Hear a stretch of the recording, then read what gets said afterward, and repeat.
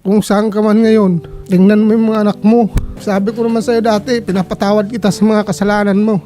Sabi ko ba, ayusin mo na yung buhay mo, baguhin mo na yung buhay mo. Hindi mo pa rin binago. Marami nang nadadamay, pati pamilya mo, namumblema na. Kasi sa lahat nila magkakapatid, sir, siya lang talaga ang nagbibigay ng problema sa nanay niya. Mama kasi tawag ko sa nanay niya. Sabi ko, ma, hindi na kayo magbabago yung asawa ko. Sabi niya, wag, pabayaan mo na yan. Ang gagawin mo na, magtrabaho ka. Dalhin mo yung mga anak mo sa Pampanga. Ano pang gusto mo sabihin sa papa mo para lumakas ang loob? Gusto ko magkasama kaming lahat. Mahal ko po si Papa. Tulungan na lang kita, negosyo, lahat. Pamasayan ko kailan pa uwi ng probinsya. Doon ka na lang magtrabaho. Magbagong buhay ko para sa mga anak ko. Sige po, alang-alang po sa mga bata, gagawin ko po yan.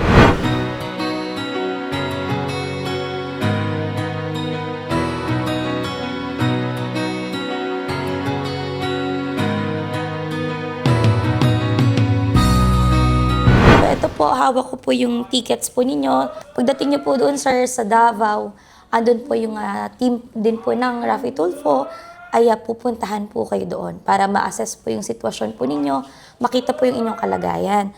So ito po yung ticket po ninyo sa To Go. Meron ho ba kayong utang ho dito sa tinutuluyan po ninyong apartment, sir? Ano lang po, yung pinto nung CR po, nasira nung anak ko.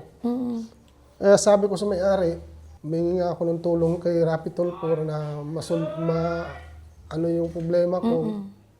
Kung ano po, babayaran ko na lang po. Magkano yun, sir? 1.5 po. Yun, sir, hawak ko na po yung 1,500. Tsaka magbibigay po kami ng food allowance po ninyo and transpo po hanggang makauwi po kayo ng Davao. So, ito po, 7,000 pesos po. Yung 1,500 po para po doon sa utang po ninyo dito sa apartment. Opo. Maraming salamat, ma'am. Opo, bilangin niyo po. Maraming salamat, Senador Rapi Tulfo, sa lahat ng tulong mo sa amin. Pati sa pag-uwi namin, sa ticket, lahat-lahat po na binigay mong tulong po. Maraming salamat.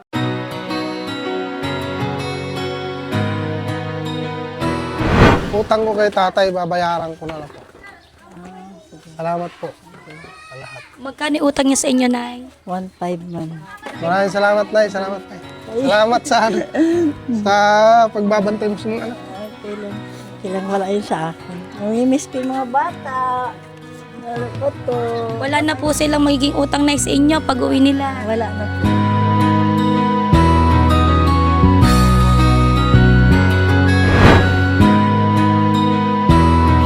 Rapi Tulfo, isang taong hindi ka iiwanan. Basta nasa tama ka, ilalabang ka ng patayon. Kahit na sariling reputasyon niya ang itaya, ipagtatanggol ka niya kahit siya ang mapahiya. Ang sarap kapag panatagsan man ng iyong tungtungan, dahil merong Rapi Tulfo ka na masusumbungan. Pag sa hirap ang lahat ay gusto mo ng tuldukan, gagawa ng paraan pa siya ang iyong tinakbuhan. Di lang basta solusyon sa iyong pinagdadaanan. Maraming mahirap ang binigyan ng kabuhayan, mga tao na binuhay ang pag-asa na naglaho na, mga taong sumuko na sa buhay ibinangon niya. Idol, napakasarap mo magmahal. Sana araw-araw ay gabayan ka ng may kapal, dahil sa mga pagtulong mo na walang kapalit. Nakita yon lahat ni Lord, siya na bahalang magbalik. Salamat sa'yo, Idol Rapi Tulfo. Ika'y sandala ng mga inaaping Pilipino. Nandiyan ang Diyos Ama, nakamasid sa'yo, ika'y ginagabayan. Kailangan ka ng sambayanan, Idol Rapi Tulfo. Nang dahil sa'yo maraming mga taong bumait, marami ang natutong pag napulot dapat ibalik. May mga taong binalik mo ang ngiti sa mga labi, binigyan ng pag-asa na muli nilang mabawi. Mga taong Magandang araw po sa inyo, sir. Ngayon po ay nakauwi na po kayo dito sa inyong probinsya sa Davao Occidental. Kasama po yung mga anak nyo. Kamusta po kayo? Medyo okay naman, ma'am. Medyo lumuwag sa pakiramdam dahil nakauwi ako sa lugar ko kung saan ako pinanganak. Regarding po dito kay Ma'am Jenilyn, nakikipag-usap pa po ba siya sa inyo? May balita po ba kayo sa kanya? Nung nasa Manila pa po ako, ma'am, hindi na siya tumatawag sa amin. Kahit na gusto makausap ng mga anak ko, pero wala na akong kontak sa kanya. Tapos ang balita ko, may pinakasama siya na kasama na rin niya yung anak niya doon sa lalaki. Kumbaga po kayo na yung tumatayong ama't ina. Para, Opo. gaano kahirap, sir? Mahirap, ma'am, kahit na mahirap. Tinitiis ko lang. Alang-alang na bilang isang tatay, nandyan lahat ng hirap, pagod. Nung nasa Manila ako, pagdating ko sa Manila, nagtatrabaho ko, nakikita ko yung mga anak ko. Pero dahil sa mga anak ko, lumalakas ang loob ko dahil kahit na pagod na ako sa trabaho, nakikita ko sila na malapit sa akin, yumayakap na, "Papa, huwag mo na kaming iwan." Kaya nag-resign ako sa kumpanya na pinasukan ko nang dahil sa mga anak ko na ayaw ko sila mapahamak. Gaano na po ba kayo katagal na nagsasama? Mga 10 taon na po kami nagsasama po. Hanggang sa, yun nga, galing kami Manila, pumunta kami ng probinsya. Hanggang sa pinayagan ko siya na humingi siya sa akin ng na gustong umuwi sa nanay niya, makita niya yung pamilya niya. Pinayagan ko siya, gumawa ko ng paraan, nagtulong-tulong kami ng mga kapatid niya na pamasahe, makauwi ng Manila. Hanggang sa naiwan po ako dito ng 1 buwan. Yun nga, bininta ko yung bahay ko, tsaka yung hanap buhay ko na tsinso po. Sabi ko naman sa kanya na baguhin mo na yung sarili mo. 3 beses ko na pinapatawad, hindi rin ginagawa, puro pa rin na panluloko. Yung bata na pinaamin sa akin na ako ang tatay, hanggang sa lumaki sa akin ng 8 buwan yung bata. Tapos nakapag-desisyon siya na inamin niya rin sa akin na yun nga, hindi ikaw ang totoong tatay, may tatay yung bata, kaya gusto daw niya makasama yung tatay ng bata. So, kumbaga saksi po ng mga bata yung ginagawang panlalalaki ni Ma'am Jenilyn. Opo, kasi yung lalaki kasi, ma'am, may motor po siya. Tapos nagsusumbong yung sa akin yung 8 years old ko na babae. Sabi niya sa akin, "Papa, si mama sumakay na naman ng motor ng lalaki, kasama niya si Bibi, yung malit na bata." Sabi ko naman sa mga anak ko, "Hayaan niyo na yan. Hindi naman, wala na sigurong planong umuwi nanay niya. Kaya ko siyang patawarin sa lahat ng kasalanan niya." Pero yung iniwan niya yung anak ko na 1 buwan na pinabayaan, yung bilang isang nanay, pinasa na niya doon sa panganay ko yung responsibilidad niya bilang nanay. Yung panganay ko nagrereklamo na po sa akin, "Pa, bakit ganito? Si mama dapat nag-aalaga sa mga kapatid ko. Bakit ako pang halos lahat? Siya naglalaba, nagluluto, lahat-lahat po ng gawaing bahay. Yung anak ko panganay po yung tumutulong po sa akin." Ang mensahe ko lang sa mga anak ko, hindi ko naman pagdadamot ng nanay niyo sa inyo. Papakita ko rin sa inyo sa sa hustong edad na kayo, na may isip na kayo na kaya nyo nang tumayo na sa sarili nyo buhay. Hanggang sa, yun, may time na gusto nilang makita, pakita ko sa kanya kasi, nanay silang anak. Ano po yung pangarap niyo para sa mga bata? Pangarap ko lang, ma'am, tumanda na ako, kahit iwan nila ako, basta makatapos lang sila ng pag-aaral, maayos yung kinabukasan nila hanggang sa paglaki. Mensahe ko lang sa nanay nila, kung saan ka man ngayon, sana maging masaya ka dyan. Dahil yung mga anak mo, masaya na rin sila dito sa akin dahil gagawin ko lahat na maibigay ko sa kanila yung pangangailangan nila sa pag-aaral po. Jenilyn Andrade, unang-una, salamat sa lahat. Sa pagmamahal mo sa pamilya natin, sa mga anak mo, na kahit na gano'n nangyari, nagpapasalamat din ako dahil sa lahat ng sakripisyo mo para sa mga bata. At gagawin ko rin lahat na maayos yung kinabukasan ng mga bata. Kahit wala ka, kakayanin ko para sa mga anak ko. Saan ka man ngayon, sana maging masaya ka. At napasalamat din ako sa lahat-lahat sa pag-alaga mo sa mga anak natin. Kahit nung nag-security guard ako, nagtatrabaho. Maraming salamat. May time na gusto mo makausap ng anak mo, hindi ko naman pagdadamot dahil ikaw ang nanay. Dahil ayaw ko rin na maligaw sila ng landas. Gusto ko makita ka na makausap ko yung mga anak mo. Huwag po kayo mag-alala, sir, dahil gaya nga po ng pinangako po sa inyo ni Senator Raffy Tulfo, ay tutulungan po namin kayo para po makapagsimula ng yung mga anak, and sa pamagitan po ng pagbili natin ng chainsaw bilang pangkabuhayan nyo po is ipoprovide po namin iyon, and bukod doon is yun nga, papaayos din po natin yung inyong bahay para po may matirhan kayo ng mga anak nyo. So ano pong masasabi nyo, sir? Yung sa bahay po, nahirapan po ako kung saan ako makapagawa ng bahay dahil yung lupa, wala tayong sariling lupa.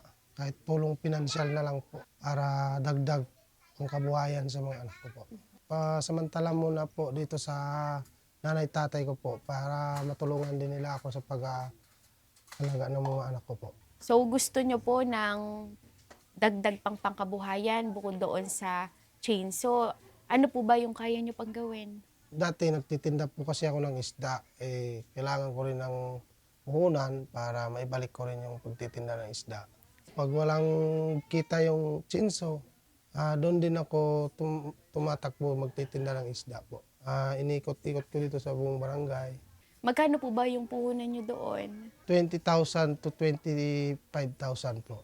Wala pong problema sa amin yun, sir, lalong-lalo na kay Sir Raffy Tulfo dahil ayun nga, nakita rin naman namin yung sitwasyon ng mga bata dito po sa inyong province, and nirerespeto po namin lahat ng desisyon nyo, and sagot na yun lahat ni Idol. So, okay po ba yun sa inyo? Okay po. Anong masasabi nyo na wala dito si Mama? Malungkot. Namimiss mo ba si Mama? Hindi. Bakit di mo namimiss si Mama? Iniwan kami. Eh ngayon, kasama nyo si Papa, kamusta naman kayo?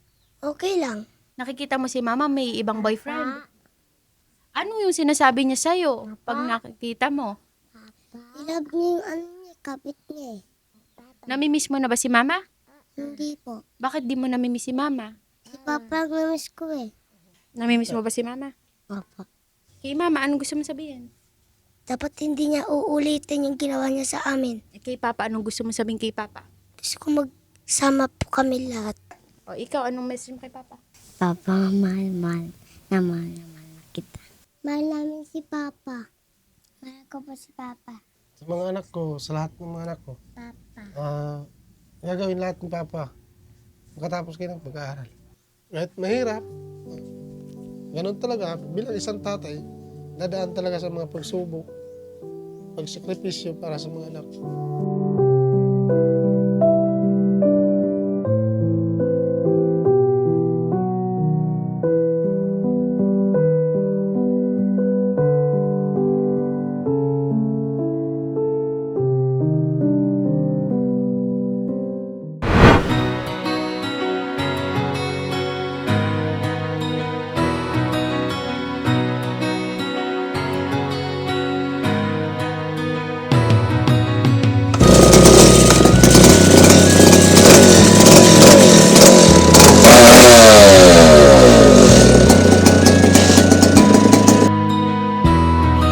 Rapi Tulfo, isang taong hindi ka iiwanan. Basta nasa tama ka, ilalabang ka ng patayon. Kahit na sariling reputasyon niya ang itaya, ipagtatanggol ka niya kahit siya ang mapahiya. Ang sarap kapag panatagsan man ng iyong tungtungan, dahil merong Rapi Tulfo ka na masusumbungan. Pag sa hirap ang lahat ay gusto mo ng tuldukan, gagawa ng paraan pa siya ang iyong tinakbuhan. Di lang basta solusyon sa iyong pinagdadaanan.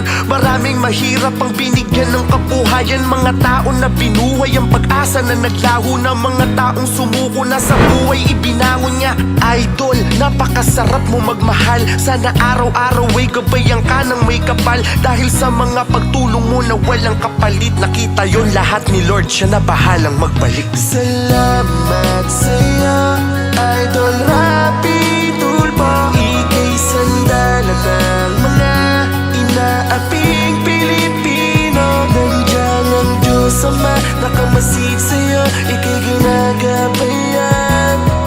Kailangan ka ng sambayanan, Idol Rapi Tulfo. Nang dahil sa'yo maraming mga taong bumait, marami ang natutong pag napulog dapat ibalik. May mga taong binalik mo ang ngiti sa mga labi. Binigyan ng pag-asa na muli nilang mabawi. Mga taong inapi na binigyan ng hustisya. Mga pinag-ayos na mag-asawang nasisira. Mga pinagbating kaibigan na nagkainggitan. Masasamang banta ay nagawa mong mapigilan. Ikaw ang naging takbuhan ng mga inaabuso. Pakasarap na merong tulad mong aming takbuhan upang makamit namin ang asam na katarungan. Dahil sa iyo di na kami pwedeng apak-apakan.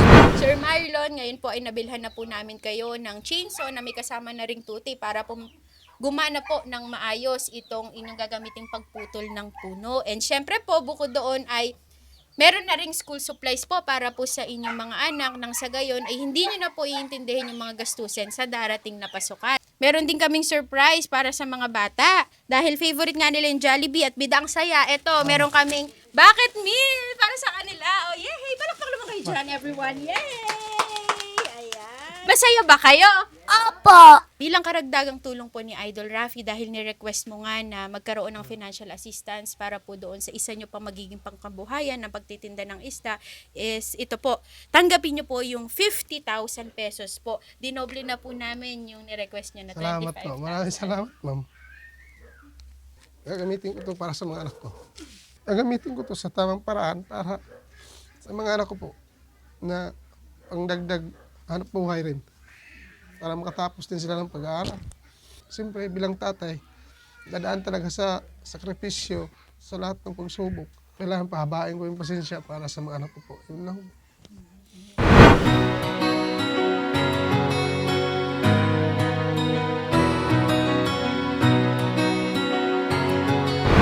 Maraming salamat kay Senador Rafi Tulfo sa lahat ng binigay niyang tulong sa akin. Saka binigyan niya po ng tulong pinansyal, 50,000. Maraming salamat po. Makakatulong na rin po to sa mga anak ko po.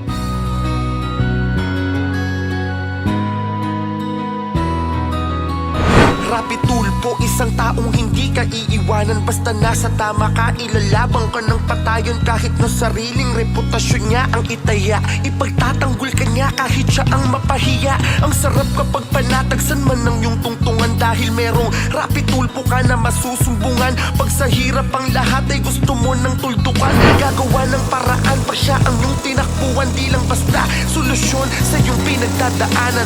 Maraming mahirap ang binigyan ng kabuhayan. Mga tao na binuhay ang pag-asa na naglaho na. Mga taong sumuko na sa buhay ibinangon niya. Idol, napakasarap mo magmahal. Sana araw-araw ay gabayan ka ng may kapal. Dahil sa mga pagtulong mo na walang kapalit, nakita yon lahat ni Lord, siya na bahalang magbalik. Salamat sa'yo, Idol Rapi Tulfo. Ika'y sandalan ng mga inaaping Pilipino. Nandiyan ang Diyos Ama, nakamasid sa'yo, ika'y ginagabayan. Kailangan ka ng sambayanan, Idol Rapi Tulfo. Nang dahil sa'yo maraming mga taong bumait, marami ang natutong pag napulot dapat ibalik. May mga taong binalik mo ang ngiti sa mga labi. Binigyan ng pag-asa na muli nilang mabawi. Mga taong inapi na binigyan ng hustisya. Mga pinag-ayos na mag-asawang nasisira. Mga pinagbating kaibigan na nagkainggitan. Masasamang banta ay nagawa mong mapigilan. Ikaw ang naging takbuhan ng mga